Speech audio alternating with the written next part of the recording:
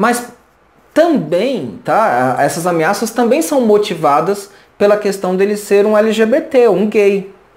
E não dá para negar isso. Então, diante de todo esse conjunto de coisas que eu falei para vocês, diante de todo esse conjunto de fatos que eu falei para vocês, eu solidarizo muito com o Jean Willis e lamento pela saída dele. Ele é um político que eu sempre admirei, nunca fiquei sabendo do Jean Willis estar envolvido em escândalos de corrupção. Um político íntegro, inteligente, premiado fora do país. Então, para mim, realmente foi um lamento. Ameaçar o Jean Willis e a família dele foi uma atitude antidemocrática, é uma atitude que na verdade ataca a democracia e ataca a nossa noção de civilização, de civilidade. E, pelo que me parece, muitas pessoas não perceberam ainda a gravidade disso, tá? Algumas pessoas, tá? Até porque eu ouvi alguns comentários de pessoas que acharam que tudo isso é um mimimi, né? Que na verdade, por exemplo, esse vídeo que eu tô fazendo aqui é um mimimi pelo Jean Willis, que eu tô aqui de chororô. Mas na verdade não, né? Por tudo que o Jean Willis representa, a saída dele tem implicações sociológicas, né? Ela representa um ataque à comunidade LGBT em primeiro lugar, a todos os grupos sociais vulneráveis e à própria democracia. Eu fico imaginando o quanto o Jean Willis deve ter se sentido solitário, o quanto ele deve ter se sentido vulnerável e odiado para ele ter que tomar essa decisão. É claro que uma pessoa com o repertório que ele tem deve ter recebido melhores convites de trabalho mesmo fora do país, né? E no lugar dele, muito provavelmente eu teria tomado a mesma atitude. Acredito eu que o Jean Willis deve ter se sentido muito sozinho, tá? Porque assim, uma boa parte da comunidade LGBT não apoia o Jean Willis. E isso é um debate para a gente ter num outro vídeo, tá? É um assunto para a gente desenvolver em um outro vídeo, porque assim, existe um problema muito grave dentro da comunidade LGBT, e eu vou dizer até que é um problema que existe também em outros grupos minoritários ou socialmente vulneráveis. É um problema que existe também dentro da esquerda, que é uma extrema fragmentação, tá? Eu percebo que os grupos LGBTs não são unidos, não são coesos. Outros grupos socialmente vulneráveis também não são unidos e coesos. E a própria esquerda está muito fragmentada, não está unida e não está coesa. Eu vou deixar para debater isso, desenvolver isso em um outro vídeo. Mas o fato é que isso enfraquece os movimentos de esquerda, enfraquece os movimentos sociais, enfraquece a própria comunidade LGBT. E no caso da comunidade LGBT, tem um agravante nisso, porque eu estou nos grupos LGBTs e o que eu percebo? Atualmente existe um movimento muito intenso de se fazer muitas paradas LGBTs, né?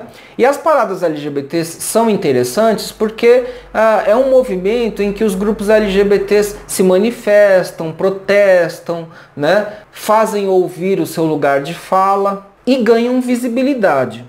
Nesse ponto, as paradas LGBTs são muito importantes. Porém, apesar de todo o sucesso e de todo o volume de pessoas que vão nas paradas LGBTs, eu não percebo isso se converter, por exemplo, numa maior representatividade dentro da política, dentro dos espaços políticos.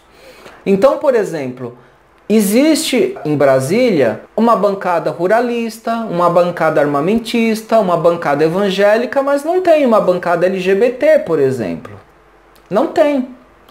Apesar de existir uma quantidade enorme de LGBTs nas paradas, milhões de pessoas. O Brasil é o país que tem as maiores paradas LGBTs. Porém, nós não temos uma representatividade de políticos em Brasília que corresponda a esse número de LGBTs nas paradas e de simpatizantes também nas paradas. Então, eu tenho para mim uma hipótese de que as paradas LGBTs, elas precisam ser direcionadas também para criar uma consciência política entre os LGBTs e maior união e coesão, porque nós precisamos ter mais representantes políticos LGBTs em Brasília, nós precisamos disso.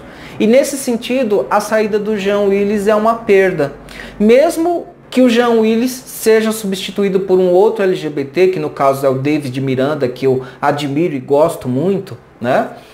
Mesmo tendo essa substituição, mas ainda assim é uma perda, porque a bem dizer, o que a gente precisaria ter lá em Brasília seria o Jean Willis e seria também o David Miranda e mais algum outro LGBT relevante, provavelmente um LGBT trans, né? Um político trans. Para não ser tão severo, eu sei, tá? Eu fiquei sabendo que tem alguns LGBTs que foram eleitos, inclusive aqui em São Paulo tem uma pessoa LGBT que foi eleita, se eu não me engano, para deputada estadual, né? E é uma pessoa trans. Tudo bem, ótimo. Houve um aumento, mas eu ainda acho que é muito pouco, perto de toda a mobilização que existe dos LGBTs nas paradas, né? Nas paradas LGBTs. Tá? Então, assim, não tem a mesma correspondência de políticos nos espaços de poder. Né? E eu não estou falando isso porque isso é uma opinião só minha. Dentro das próprias comunidades LGBTs esse debate tem sido feito. Tá? Assim, outros ativistas, outros militantes LGBTs declaram que, por exemplo, muitos LGBTs preferem votar num hétero cisnormativo simpatizante, que se diz simpatizante, às vezes é simpatizante mesmo, né? Mas muitas vezes só se diz simpatizante do que votar, por exemplo, num político, num candidato LGBT. E é inegável que isso acontece, tá? Assim, eu sei de muitos casos em que isso acontece. O LGBT não vota em outro LGBT, ele vota num hétero que ele considera simpatizante, às vezes é mesmo, mas muitas vezes não é. Aliás, teve muito LGBT que votou, por exemplo, no Bolsonaro e não votou em outro LGBT, não votou num candidato político de representatividade LGBT. E nesse sentido que eu tô falando, tá, gente, não adianta citar como exemplo o Fernando Holliday, tá, que é negro, é LGBT, mas ele não reproduz o lugar de fala do negro e do LGBT, ele reproduz o lugar de fala do branco e do hétero. Tá? Ele defende, como vereador em São Paulo, ele defende interesses do branco e do hétero. Ele diz que defende interesses dos gays e dos negros. Não é verdade, ele não faz isso. Ele defende interesses que são dos brancos e dos héteros, tanto é que a maioria dos seguidores dele, na página dele, são pessoas brancas, são pessoas heterossexuais, são pessoas de elite, né? Então, o Fernando Holliday, vejam, que apesar dele ser negro e LGBT, ele não representa um ganho para os negros e LGBTs. Isso é um assunto que eu vou deixar também para falar em outro vídeo. Eu pretendo no futuro fazer um vídeo sobre lugar de fala. E aí eu vou tratar um pouquinho disso, tá? Quando a gente fala de lugar de fala, as pessoas esquecem de lembrar que existe um lugar de fala do branco. Existe um lugar de fala do hétero.